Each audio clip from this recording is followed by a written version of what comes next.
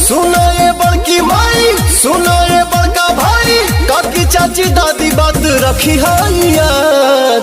आइल करा काट तो हर पवनवा मांगेला घूमी घूमी आशीर्वाद, मांगेला घूमी घूमी आशीर्वाद, मांगेला घूमी घूमी। काराकोट की जनता जिंदाबाद, जिंदाबाद जिंदाबाद, पवन भैया जिंदाबाद, जिंदाबाद जिंदाबाद।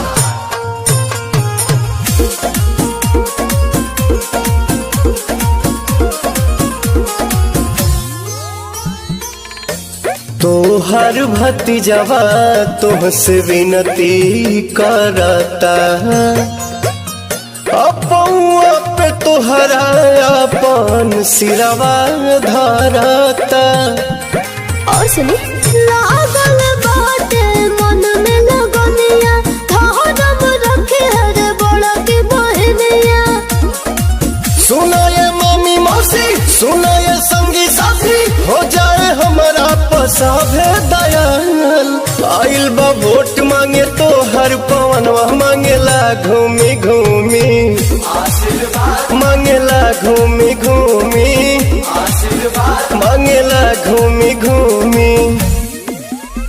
काराकोट की जनता जिंदाबाद, जिंदाबाद जिंदाबाद, पवन भैया जिंदाबाद, जिंदाबाद जिंदाबाद। काराकोट की जनता जिंदाबाद, जिंदाबाद जिंदाबाद, पवन भैया जिंदाबाद, जिंदाबाद जिंदाबाद।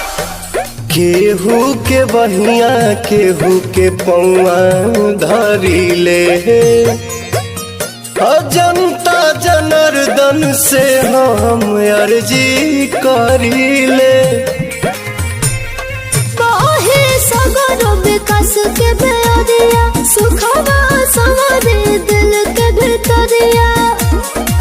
तू रब न कोनो वादा, जानब जीवो से ज्यादा, रही न मनवा में कोनो मलाल। आइल करा काट तो हर पवन मांगेला घूमी घूमी आशीर्वाद, मांगेला घूमी घूमी आशीर्वाद, मांगेला घूमी घूमी।